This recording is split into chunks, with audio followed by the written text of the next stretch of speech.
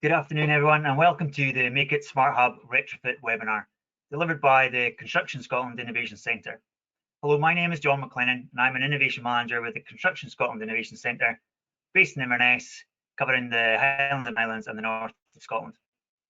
Before we get underway today, I'd just like to highlight some housekeeping points to help the webinar run as smoothly as possible. Firstly, the session is being recorded today, and the presentations will be available following the conclusion of the webinar. All participants will be on mute for the duration of the webinar, but I do encourage you to ask questions throughout. To do so, click on questions in the control panel, type in your question and press send. We'll try to answer as many as we can during the Q&A session. There will be interactive polls displayed on your screen between each of the segments today. Please answer them, and we can display the results for everyone to see during the webinar. This will also help inform the direction of travel of the Make It Smart Hub programme. In the background, we have my colleague Danielle, who will make sure everything runs smoothly, power cuts permitting. And finally, in the spirit of all good event management, please make sure all animals and small children are securely fastened. The construction and manufacturing sectors are a key source of business research and development, and they continue to make a huge contribution to the Scottish economy and the Scottish Government's growth agenda. Both sectors underpin Scotland's economy, providing housing for Scotland's growing population, developing the transport infrastructure, making a significant contribution to the sustainability of the built environment. Scotland's always had a nation of creators and makers, and our manufacturing, innovation and expertise continues to be a critical part of our economy, supporting over half of Scotland's international exports. A successful, vibrant, diverse and advanced construction and manufacturing sector is critical to our long-term economic recovery and success, creating jobs, driving innovation and growth, and boosting productivity and well-being. I want to briefly introduce you to the CSIC and what it does to drive forward innovation in the construction sector.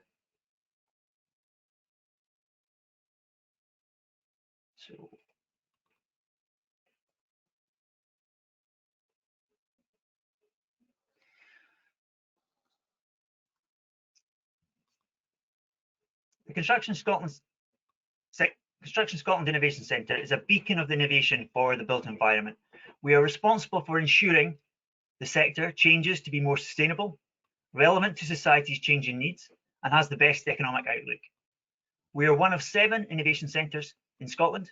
We are supported by the Scottish Government, the Scottish Funding Council, Scottish Enterprise and Highlands and Islands Enterprise. One of our most valuable assets is our connected ecosystem.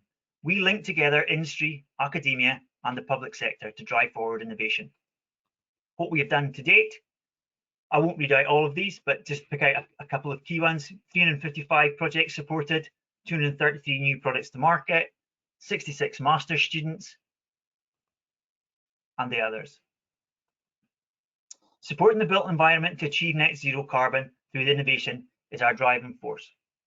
Our work revolves around 4 key themes that we see as being the key to delivering net zero carbon in the built environment. Those are digital transformation, advanced manufacturing, building sustainably, and culture change. Our work is delivered through using our connected ecosystem to engage industry and innovation, working with collaborative innovation projects with industry and academia and the public sector, giving industry access to a range of advanced equipment in our innovation factory, and supporting industry culture change through future skills programs. Now on to today's theme. Today's webinar will focus on how do we protect our traditional buildings and make them fit for the future? What are the risks for large-scale retrofit projects? How can solid wall buildings be insulated without causing unintended consequences? The retrofitting of existing buildings for improved energy performance will play a vital role in achieving Scotland's net zero targets, but the problem is complex and the route to optimum effectiveness is not yet clear. If we are to hit Scotland's carbon reduction target of net zero by 2045, almost every building in the country will need a low energy makeover. That means we will have to improve one building approximately every 5 minutes. And we have to get the interventions right first time, and that is a challenge.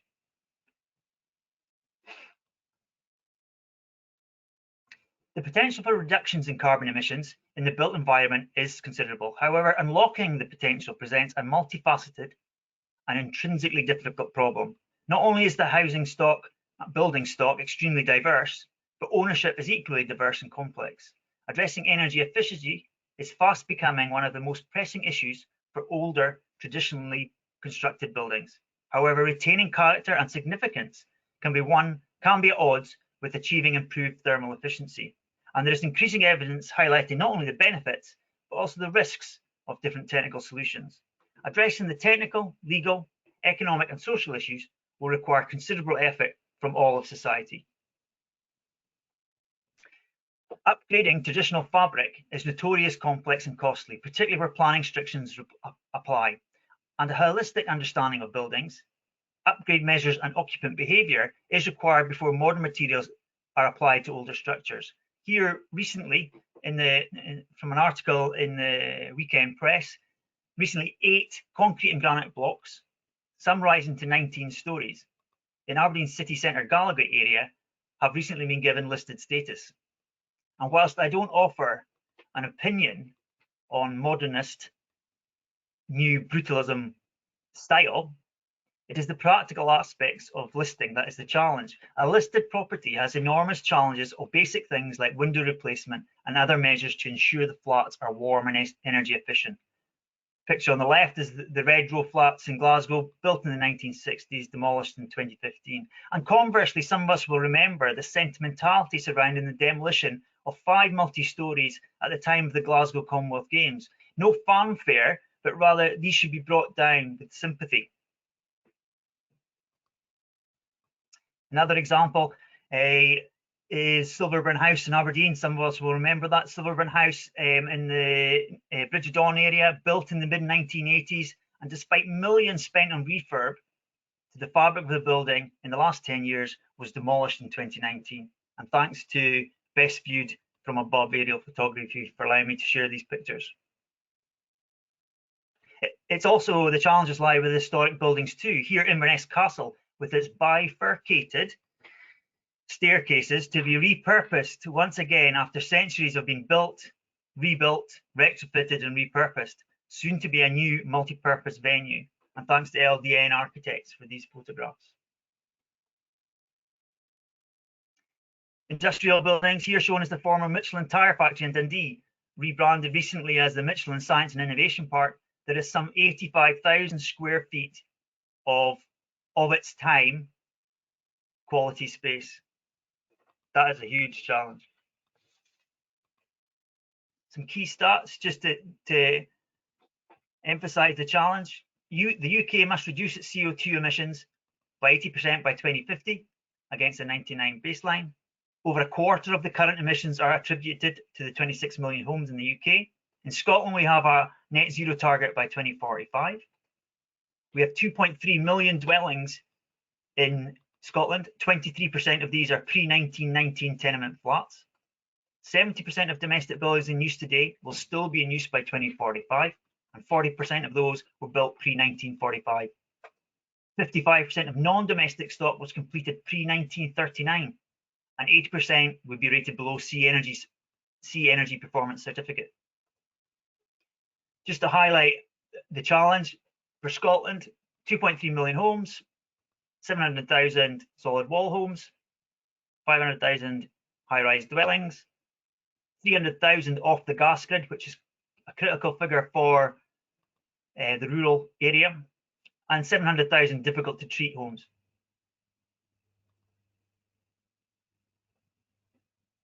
So what does all this mean? It means a complex agenda and a very challenging target. A lot of technical expertise is required, a greater appreciation for marketing and public engagement, better understanding of investment incentives required, and how will the finance market operate? Will there be enough patient investors in a competitive solution? So thank you.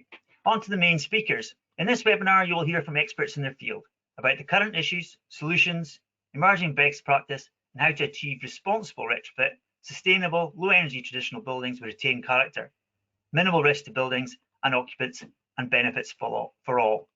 I'd like to now hand over to Ronnie from the Community Housing Trust.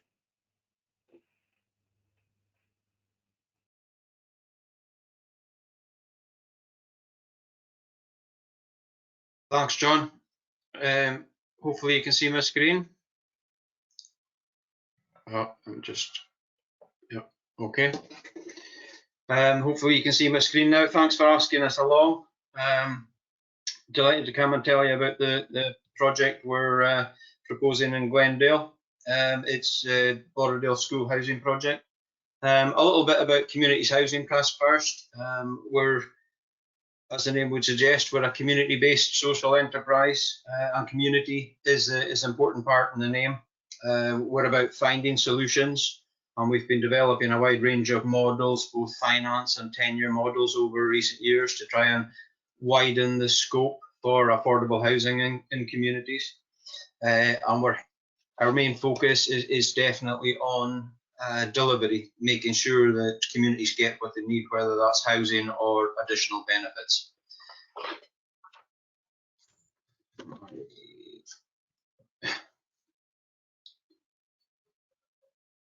Sorry, the screen doesn't seem to be working here.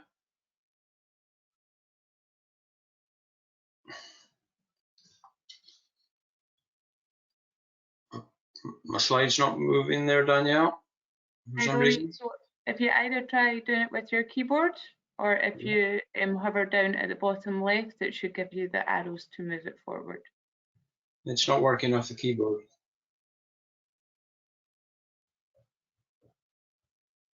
For some reason. Close full screen and then reopen. It should work.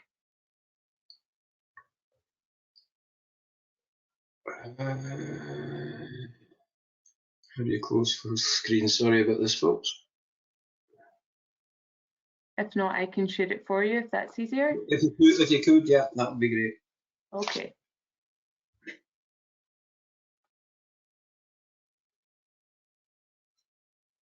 And just bear with me a second, everyone. I was just moving on to talk about derelict buildings. It's something that every community has. I think if you walk around any community, you'll see vacant and derelict buildings needing reused. Thanks, Danielle. Yeah, if you go to the next slide, that would be great. Brilliant. So these just bring communities down. There's no incentive to keep them, and it's a sad reflection that it would appear that in most cases the sensible thing is to knock them down.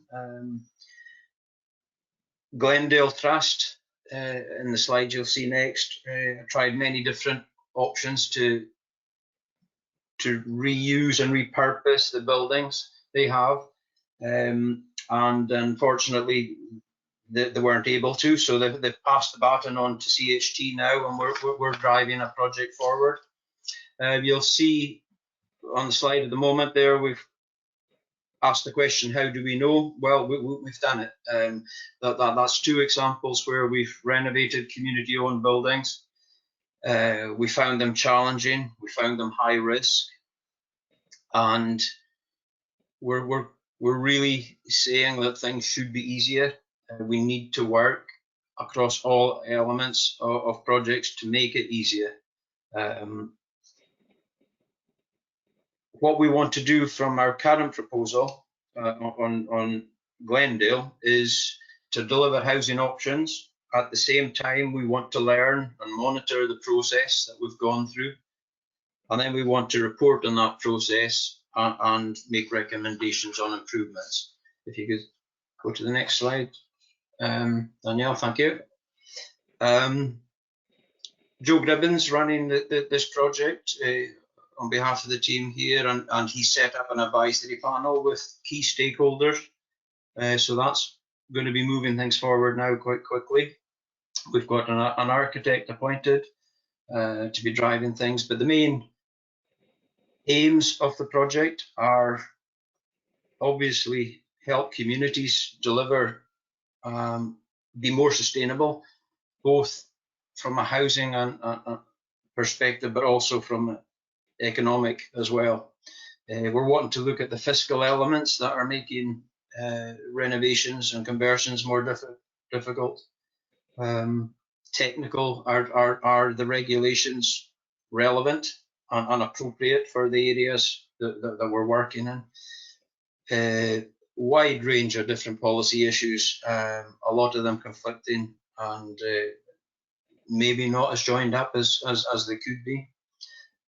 Skills, since the crash, there's been a real lack of skills, I think, across the construction industry, and there's opportunities here to grow the skills sector, both upskilling what's there already, but also attracting new folks to it. The environment, as you heard from John, is a massive issue. Knocking buildings down and carting them away to import new materials just doesn't make sense. So we need to find a better way of using what we've got. And then the wider local economy is an important part of all the work we do. We want to make sure that it's not just the people that live in affordable housing that benefit, it's the local employers, local businesses, all the wider community benefits from having a more socially inclusive tenure base. And for us, the main thing about our project we're doing just now is to ensure that it's replicable and can be delivered in other areas. If you want to move on again, Danielle. On the technical side of things, obviously the building regulations, we're wanting to look very closely at them. We have to build these houses, so we'll be using what we've got just now, but we'll be challenging the process as we go. We'll be wanting to make sure that you know, any tweaks required are highlighted. Same with appropriate technologies. You know, it's not a case of importing bling just for the sake of importing bling. It's making sure they're appropriate and required, and things like regulations allow the most appropriate technologies to be used, because that's not always the case. Methods of construction, we're really keen to see how using existing buildings can be done effectively. And recycling and reuse, that's a massive issue for us, especially at the more remote rural areas where there are no skip facilities per se, and the travel is such a big thing. Utilities, again, is a massive issue. Using more at source rather than feeding into grids is something that really needs to be looked at. As does procurement, because that I think is one of the big factors that makes it difficult for small local companies to get involved in these types of projects, and we need to demystify the procurement process. Thank you, Danielle. Like I was saying, policy, whether that's fiscal or building regulations, I think there's an awful lot of work that we'll be able to highlight through this project. It all needs to be joined up. We're working from the housing perspective. We'll be looking at appropriate tenures, because at the moment it's challenging for businesses to get involved in the affordable housing sector, and we need to make this work for everybody. We need to look at the circular economy. It's got to work for government, for funders, for businesses, but especially the local communities. So there's a fantastic opportunity out there just now, and we're working with the Glendale Trust at the moment on a long lease scheme, which has been done before, and it works well. So there are ways to work things, and we really need to come out the other end of this project with that. Okay, Danielle. Skills is a massive thing, like I said earlier. It's clearly an issue. We're seeing across the rural areas that there isn't enough skills, and there's an opportunity here, as well as on the mainstream affordable housing programme, to upskill, to get new entrants to the construction sector, to get new companies started. There's also new opportunities coming from things like the new building regs, you know, where fire suppression systems maybe weren't such a big thing. We're talking about net zero heating potentially by 2024. All these things on one hand, make development and especially renovations more difficult, but on the other hand, they create an opportunity for new business and a requirement for more work to be created. So I think for the economy and skills, all these sorts of things need to be maximised and look at how we can do that. Okay, Daniel. And I'm just trying to keep to the time scale here. So just to finish off, really, our project's about delivering housing options, and they will be delivered. It's about reporting on the pros and cons of the process we go through on this process.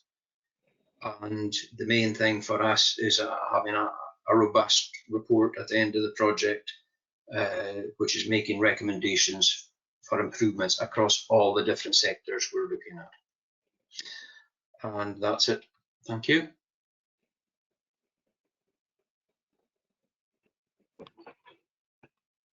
Thank you, Ronnie. That was great to hear about the challenges of delivering in a rural area, particularly around about your projects in terms of helping the communities deliver sustainable projects and recognising the wide range of policy issues that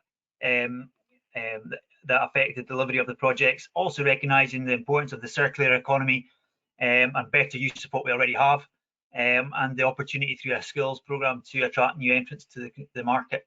Thank you very much, Ronnie. We'll go on to the first poll now, Danielle, please.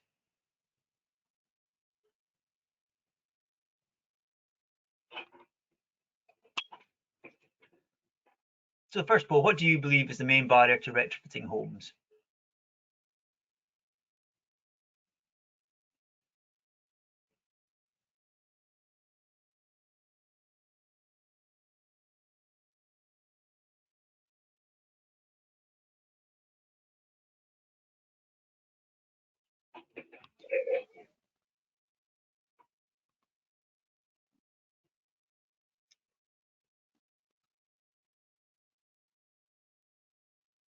Can we see the results, Danielle?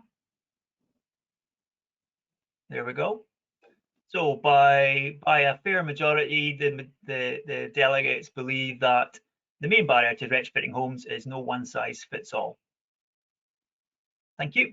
So I would like to now hand over to Chris from John Gilbert Architects.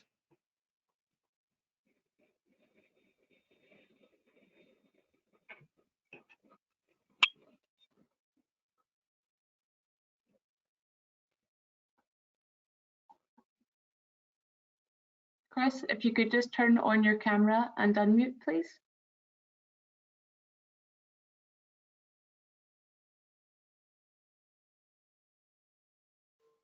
All right.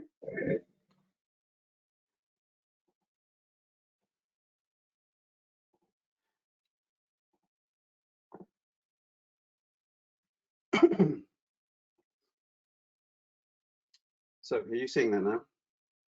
Yep, that's clear on our screen, thanks. Okay, sorry about that. Right, yes, I think although my talk is about the technical aspects, I would say, I would echo Ronnie's points. I think that the sort of financial and organisational problems that beset refurbishment projects generally are of a bigger order than the sort of technical challenges that I'm going to talk about, which are enough in themselves, to be honest. I think the subtitle to my talk should be the issues that arise when you focus on one thing. That's really the theme. A slide about rural retrofit as opposed to retrofit generally. A few comments about what passes for current practice. There's a lot of generalization because there are obviously lots of different sorts of practice in retrofit, but generally speaking, what I'm talking about is the main practice. The main bit of the talk is problem solutions, and then a tiny bit about resources. When we're talking about rural retrofit, what I would say is that the fundamental technical processes are broadly the same, I think, in almost every case, but the context is quite different. Homes tend to be older and therefore less efficient. You have fewer mains gas connected, as everybody knows, often more exposed. There's more fuel poverty as a general result of that. And works are often more expensive for a number of the reasons that Ronnie spoke about. So all in all, I would say more reason to invest in rural areas. And I'm sure those of you who come from rural areas will know better than me. But I used to work for a company called Gaia Architects, and one of the things that we tried to do all the time was address all the aspects of sustainability as far as we possibly could. And it made it very difficult, but it was rewarding when it worked. But one of the points that we would make is that unless you address all of the issues of sustainability, you risk problems. Don't worry about reading all of this, but the thing is that in most retrofit cases, the issues we're dealing with are the two little bits circled by the orange circle there. And so the broad sweep of what constitutes sustainability is not being addressed, and that's bound to raise issues. So we're only concentrating on energy and carbon. That's already an issue because there's so much else to it. But when we say, all right, well, we'll do carbon and energy, we're ignoring about half of what that constitutes if you take embodied energy seriously. So we're already ignoring half of that. We've bypassed the fact that it's about human comfort, which is really the people we're trying to keep warm, not the houses. And we're concentrating still on air temperature, which is only about a quarter of what constitutes human comfort. So we're missing the goal quite a lot there as well. And when we talk about energy efficiency, that's fine, it's a good thing to do. We're only looking at a very small part of what that constitutes. We're only really looking at U values in most retrofit, whereas there are all sorts of other things that constitute making a building energy efficient, which we're not adequately dealing with, although some people are, obviously. And then even then, we're not talking about actual U values, not the real U values, we're talking about theoretical ones, which may or may not be the same thing, particularly in solid wall properties. And we're using, when we're dealing with insulation, inaccurate lambda values or U values for the insulation. So all in all, we're not on top of this. And as a result, we're not addressing a number of issues which affect energy efficiency or U values and insulation in the long term. So there's a big question mark over how this is going to pan out over the next few years. And lastly, we're not checking our predictions against what actually happens, or most of us aren't. So we've no idea whether it's working as intended. So what you can see there is that we're excluding an awful lot of what constitutes refurbishing buildings properly, or at least in a sustainable fashion. And this is another way of showing it. This is a slide from years ago. Somebody, I don't know if anybody remembers the conference on old buildings in Uist, exactly 10 years ago to the month. The things on the left are all, as it were, energy or moisture processes which happen in reality. And the things on the right are the things that we're asked to look at if building control are involved. So even with building control, we are looking at a much reduced scale of consideration when we're working with buildings. But in fact, most projects don't involve building control, most retrofit projects, that is. And so we're down to really dealing with a very, very small number of the issues which in reality are happening or are affecting the circumstances. And so it's not surprising to me that what people call unforeseen circumstances arise. They weren't unforeseen by everybody. Oh, that's not come out very well. But another point to make about the way that we do things is that we tend to use RDSAT, which most of you will know about. But what we discovered a few years ago when we compared exactly the same house, but measured it with 4 different measuring tools, is that RDSAT consistently underestimates the amount of energy that is being used. So, and that's the metric which Scottish Government and most policy advisors and most architects are using to gauge what we should do in buildings. So again, we're not really on top of this. Does current retrofit practice, it does save energy? Yes, it does, but not enough, in my view. Not if we're taking IPCC and the Scottish Government's predictions seriously enough, and certainly by not as much we predicted. It causes unforeseen consequences in some cases, and we know this, not in every case, of course, but we know it because we have studied a lot of buildings after they were retrofitted and with people in them in most cases. So we knew what was happening. We know what's happening in reality. What are these unforeseen consequences? There's 6 of them. I'm trying to keep it simple because it's a 10-minute talk. Bluntly, the first one is that we are not getting the energy efficiency we hoped or we predicted we would get in most cases, because broadly speaking, we're leaving gaps all over the place. And if you want an analogy for how we're doing it, we are basically a guy that had 10 holes in his bucket and then fixed 9 of them and is walking around absolutely thrilled to bits because he's fixed the problem. And most of us would go, you haven't really. But it is better, obviously. So that's the kind of key message for energy efficiency, is we keep leaving gaps everywhere. Discontinuous insulation, thermal bridging, air tightness, thermal bypass. It's if you don't know what they mean, it's basically all forms of gap in the insulation and the air tightness.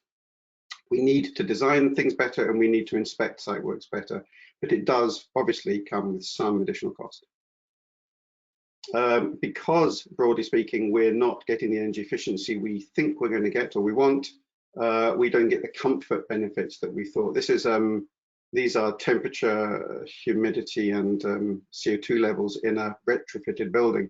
And as you can imagine, green is sort of good, and blue is cold, and red is not good, depending on what graph you're looking at. But the point is that after spending quite a lot of money on the slide, you'd like to think that everything was green, but it isn't. And there are quite a lot of things still happening. In many cases, it's not that important. It's just discomfort. It's just a shame because you're having to still pay quite a bit for your fuel bills, but it could be so much better at relatively little effort. The third and fourth issues are linked both to the energy efficiency side of things, but also to moisture. And I always think it's funny that in Scotland, we don't think about moisture. When coming from the south of England, moisture strikes me as a really real thing in Scotland. I don't think you can avoid it. But because of moisture, excessive moisture because of poor ventilation, usually, because that hasn't been included in the retrofit works, and because of some of the energy efficiency issues that I've spoken about, we can see in a lot of houses that have been worked on a number of potentially health damaging situations, conditions, and you can see there some of those things that we've seen. And again, not all of these are serious, but they can become serious. And anybody who's asthmatic or has allergies to certain things will see this very clearly. See this as important. Often people don't. It's not a subject that most people know about.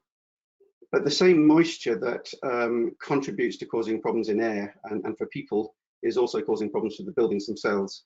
And so again, these energy efficiency issues, these moisture issues, this lack of ventilation is, when we seal up buildings and make them warm, that's broadly a good thing, but it also it helps other things to grow, it helps other problems to take place, and we need to watch that and we need to manage that at the same time. But often when we say we need to do this as well, people say that's not part of the energy efficiency, it's not funded, that's not what we're paying for, it's too expensive.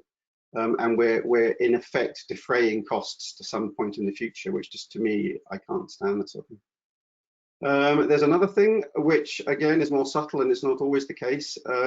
I believe that in our rush to smother every building in Scotland with polystyrene and render, we may be losing something. I'm being careful what I say, because obviously there's benefits to be had, but in my view, the buildings are at the top there, which are the same building underneath after refurbishment, have lost a great deal of their character. When we're undertaking energy-led refurbishment, we're not encouraged in any way to think hard about the nature of the building or any kind of judgment call about heritage or suitability of the building, or relatively little, because it's really just, slap that insulation on and go for it. And that, I suppose, ultimately, what I think about it is that we, you don't realize what you've got until you've lost it, and we need to be careful, and I think we can do a lot better. And lastly, I won't say much about this, but if we think of retrofit as a technical challenge to be fixed, and architects and builders tend to do that, we are, I think the short way of saying it is, we are missing out on an enormous capacity to actually improve energy efficiency, because we're not engaging the goodwill and the understanding of the people involved. And although it's not technically an architect's job, I think there is a large area of what you probably call soft skills, which we could engage in, which would not only help people understand and feel comfortable and happy in their homes, but it would actually reduce the energy consumption. And there are a number of tools that we can put to good use on that front. All of which could sound quite complicated, and at times it is, but the good news, there's sort of two good news slides just to help. One is that the solutions aren't necessarily that complicated, they overlap quite a lot. So there is, if you like, a sort of bad insulation installation on the left and a good insulation installation, on the right. And as you can see, sort of ultimately, there's not a lot of difference, but there are 18 problems with the one on the left, which would lead to well, it would lead to, in some cases, serious issues. And on the right, none of those, or one of them only. So we're not talking about fundamentally different pieces of work. We're just talking about shifting emphasis. And the other thing that's worth saying is that people balk often at the cost of retrofit, but if you compare retrofit to demolishing a new build, then it's far, far cheaper, roughly 5 or 6 times cheaper. And you can get a building, you can retrofit a building to every bit as energy efficient as a new building. So that's just worth saying to people. There's a book in which we have written about this, if anybody's interested, and that was complemented by a sort of policy document, which we hope we sort of aimed at Scottish Government and policy type people. And that's me. Thanks very much.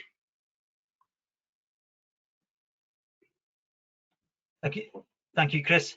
It was interesting to hear about the unintended health consequences, and not maybe getting energy performance that we were expecting as well from new values.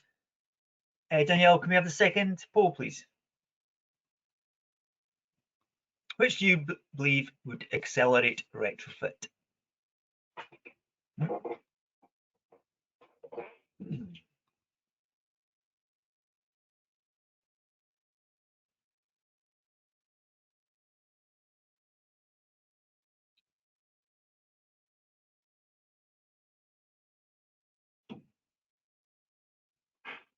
Okay, and we should have the answers on screen now. So there you go. Most believe it is down to government policy and funding that will accelerate retrofit going forward. So I'd like to now hand over to Sandy from EnergyStore.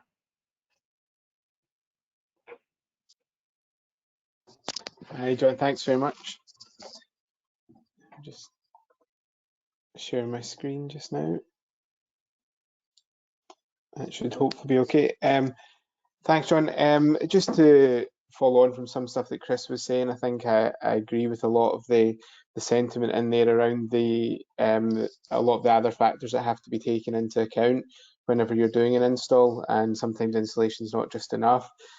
Whenever we were looking at what we're going to discuss today, the insulating pre-tenement properties, how those factors come into play, I think is very important, especially when dealing with older properties.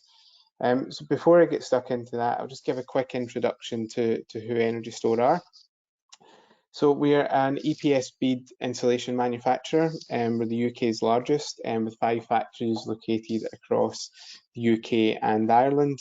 While in the mainland UK, we just manufacture insulation products. In Northern Ireland, we also are the country's largest installer, and we offer a lot of additional services such as the thermal imaging. We do the thermal calculations, U values, etc.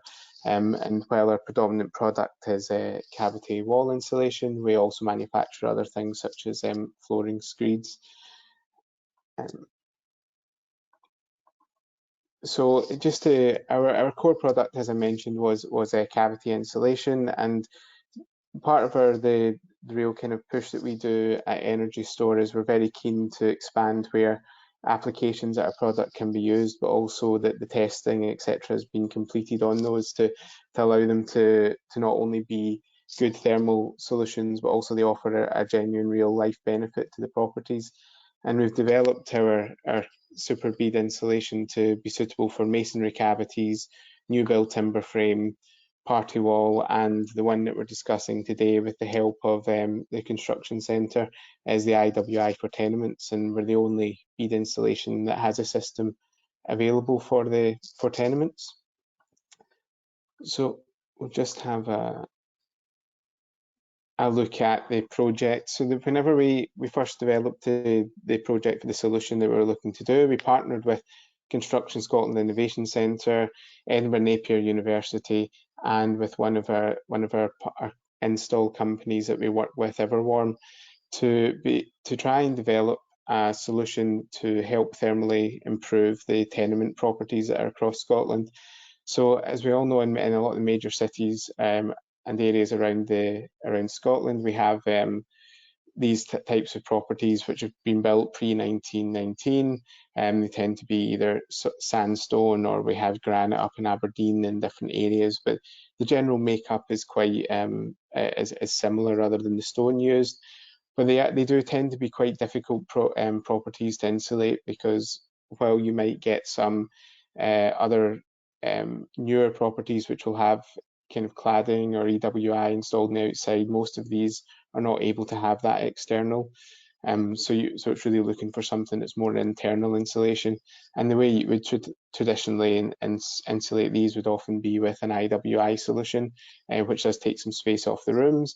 So the real push for us was that to develop a solution that was an alternative to traditional IWI, that we could then look at developing a new install technique and methodology, conduct some real life testing in the property to see how it would actually perform in reality, and then look at getting that accredited and getting third-party accreditation and guarantees on that, which is what we've achieved in the project.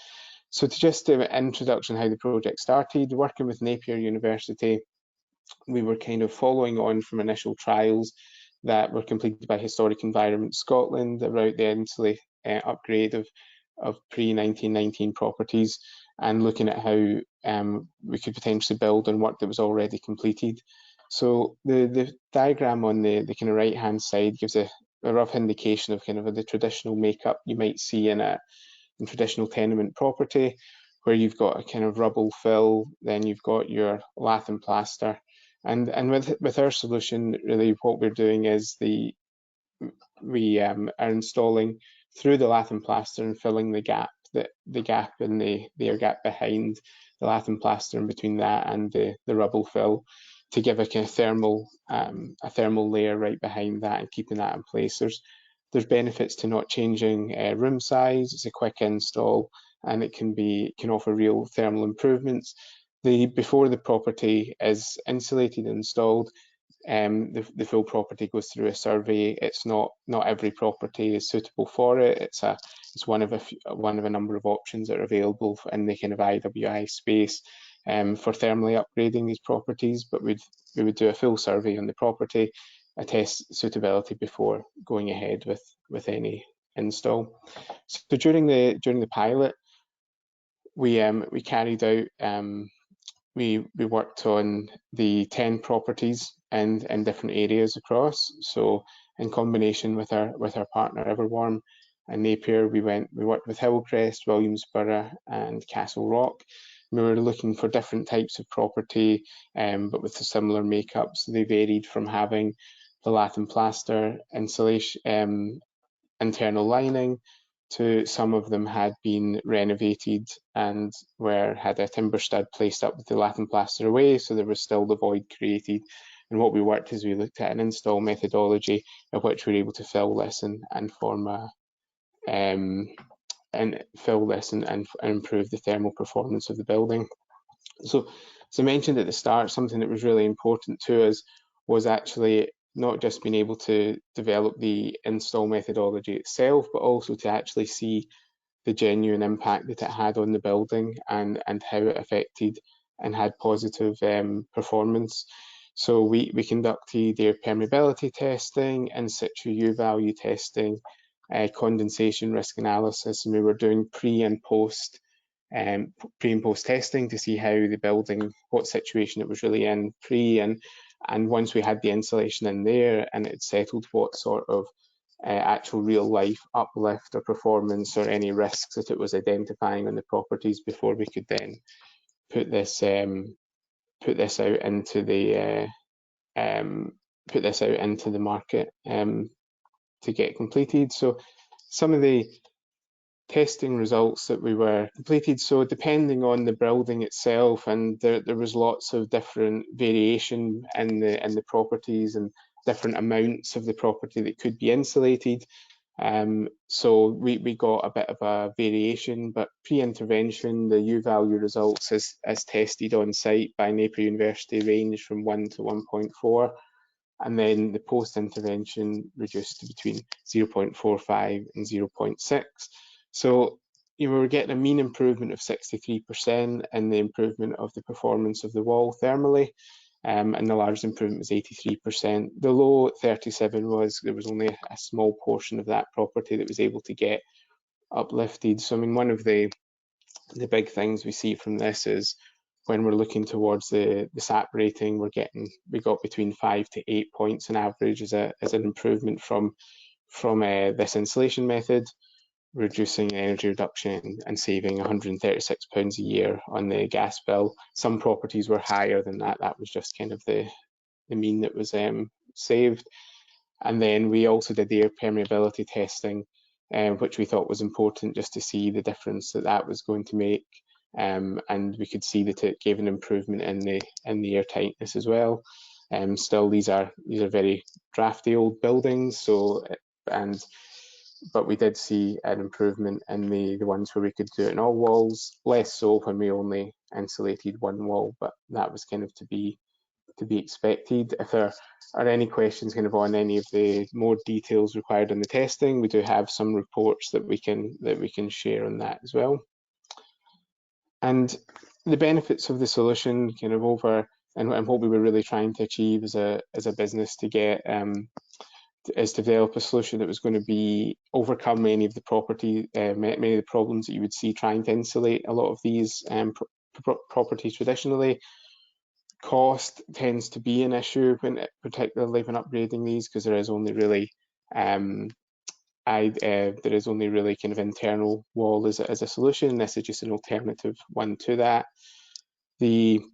Reducing the space in the building, we fill into a cavity or a void that's already within the building to save the need to move radiators and remove some space off the wall. There's less disruption, makes it nice and quick install, and after a detailed survey there is redecoration required, but there would be with most, and it offers an enhanced thermal uplift, and of course it gives you an improvement on your EPC scores. So just as a quick one, why you would choose, each targets are becoming more ambitious, quite rightly so. This is another thing to play into the mix of how you could potentially help meet some of those. The disruption's less. The solution does come with a 25-year guarantee. It's cheaper than some install methods, so that there's potential to get more properties insulated for similar pricing. And it's got third-party accreditation, and we only use specialist installers to make sure that it's done correctly. But I know I kind of whizzed through that, but keen to keep to time. So I say if there are any questions, people please free to get in touch. Thank you very much, Sandy. Great to see that measuring energy performance in the retrofit delivery is key to selling the benefits, and seeing that there was a mean performance benefit of 63% with the product you were putting in. Thank you, Sandy. We'll go to the third and final poll, if that's okay, Danielle. What is the main risk for large-scale retrofit projects?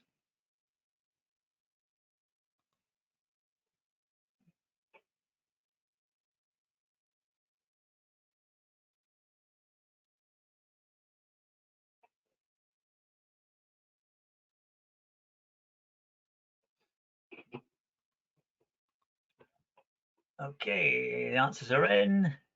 The main risk, as seen by the delegates on the call, is the capital costs and payback period, followed by discrepancy between actual and predicted energy savings, which has been a theme actually of certainly the last two speakers. Now, our fourth contributor today is David McGrath from Orbis Energy, who was going to do a 2-minute spotlight session to basically sell his product and his company. And these are going to be available throughout the program in our next set of webinars going forward. So if anyone is on the webinar who wants a 2-minute spotlight session to promote their innovative product and their innovative business, maybe you could drop it in the chat and we'll pick that up. If David is not on the call because he has lost Wi-Fi connection, I think what we'll do is, while David tries to reconnect, unless I hear a voice in my ear telling me he's back on, we'll move to some questions. And there's been a lot of questions today, and I'm going to try and pick one that maybe is more relevant for Chris, because I know that Chris has to leave sharp today. So, but all the panel are welcome to offer a contribution in terms of an answer. So, the first question I'm going to ask from the audience today is how do you think the digitalisation of the sector can help the heritage retrofitting, e.g. BIM, digital twin, VR. Chris, do you come off mute?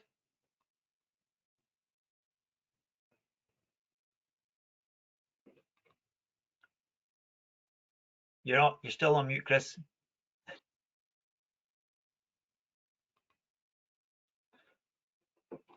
Sorry, it said I can't unmute myself for some reason. I don't know why. Digitalisation. There will be benefits to that, but okay. My first thought is that I think that they might be quite marginal.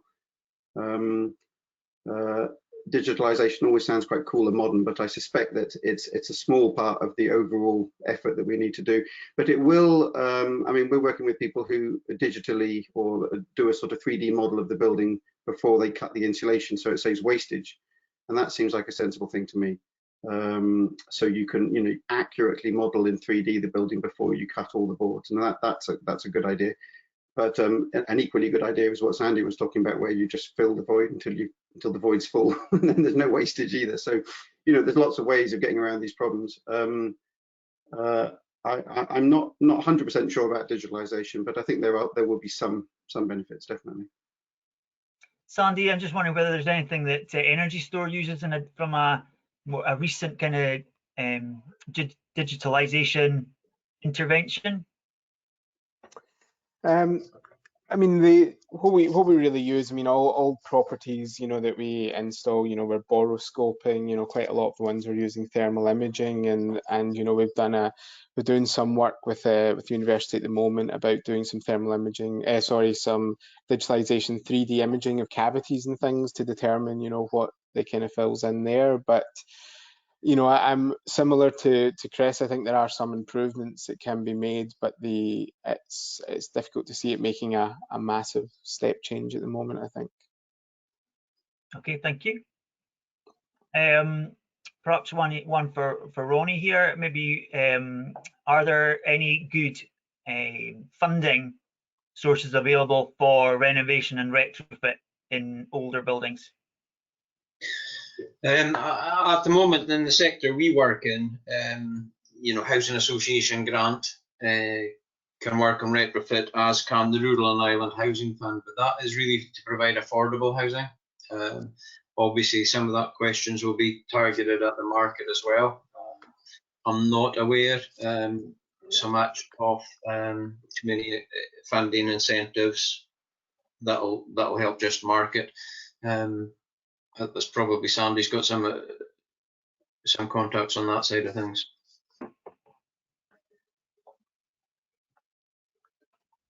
So funding, I'm not sure about for derelict buildings, to be honest.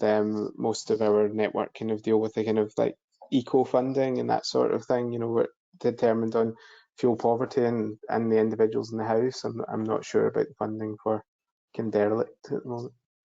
Sorry, I should have said some local authorities do run empty homes funds, and that would be worth contacting your local authority about that to see what they can maybe help or point you towards. Okay, thank you. Sandy, just to say, you might be seeing that there's quite a lot of questions about EPS bidding in the chat. I think what we'll do is we might take one of them, but I'll try and facilitate something offline with those questions, because there's quite a lot of specific technical questions about the bidding, but let me come to that later on. One of the questions was, in order to undertake Scottish Government funded work in the future as heat and building strategy is translated into actions, there will be a requirement for retrofit coordinators. How will the supply chain cope with this as it comes into play this year and requires a national qualification at level 5? Do we see there being a huge opportunity for a new set of skills in retrofit coordinators? Chris? Well, we have got ourselves trained up. Barbara, who works with me, is now a retrofit coordinator, and I am in the middle of the training session. But the retrofit coordinator training I'm on is quite a lot. It's several months or several weeks, certainly, depending on how you do it. So I'm a big fan of PAS 2035, which is the document that underpins those new roles. It doesn't mean it's perfect, but it's an enormous step up. And what it essentially does is it gives us an opportunity to have more of a judgment call on what's appropriate rather than just going insulate anything that moves. And so it asks you to take a judgment call on how risky the measures would be and what the implications are, and to form effectively a sensible strategy on that basis. And that's a good thing.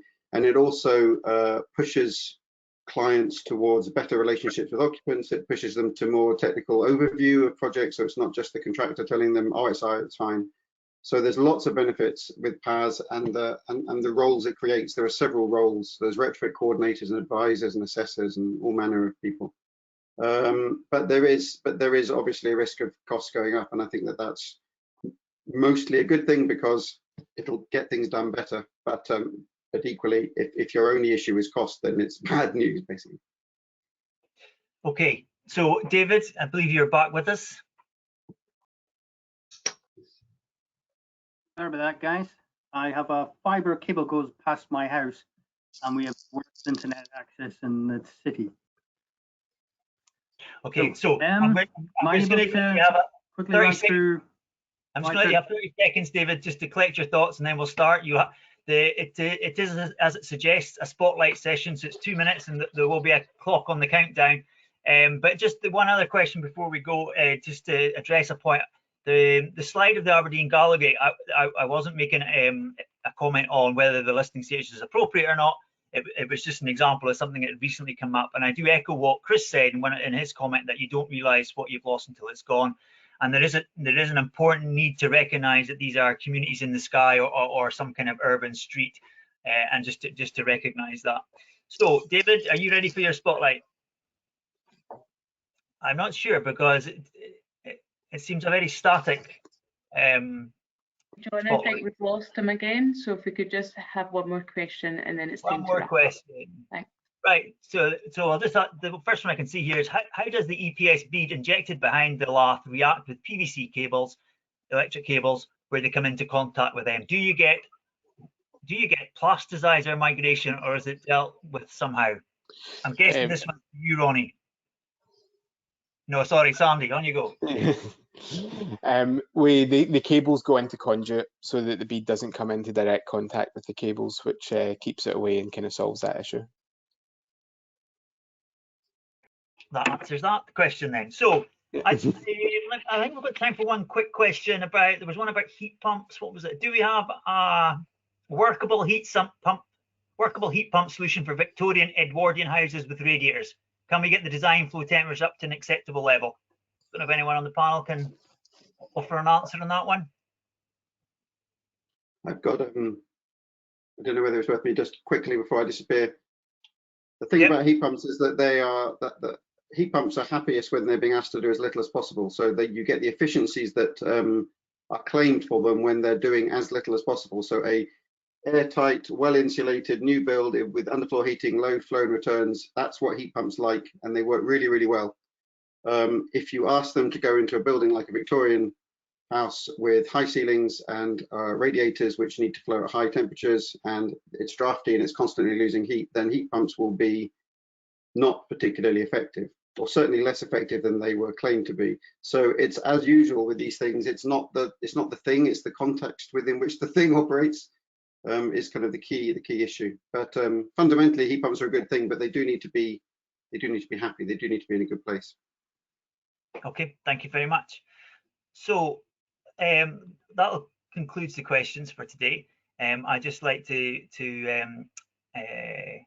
advise that the next webinar in the series is on the 24th of March at 2 p.m. So you want to put a placeholder in the diary. Hopefully we will get a link out to those registered on the webinar. The next webinar, as I say, is on the 24th of March, and it will be building a diverse and inclusive workforce theme. And all those that have registered for the webinar today will get an invite in the near future. The Make It Smart Hub for construction and manufacturing SMEs in the Highlands and Islands is part funded by the 2014-2020 European Structural and Investment Fund, and with support from the Highlands and Islands Enterprise, Scottish Enterprise. The Scottish Government is also gratefully acknowledged. Thank you to my contributors today, Ronnie, Chris, Sandy, and David. We will hear from in the next webinar, I hope. But thanks to Ronnie, Chris, and Sandy. Thank you for all you attending the webinar this afternoon. Please complete the feedback form. We do really appreciate your views. So let's get connected get solutions focused, and let's build a bright future for the construction and manufacturing sectors. Thank you. Stay safe.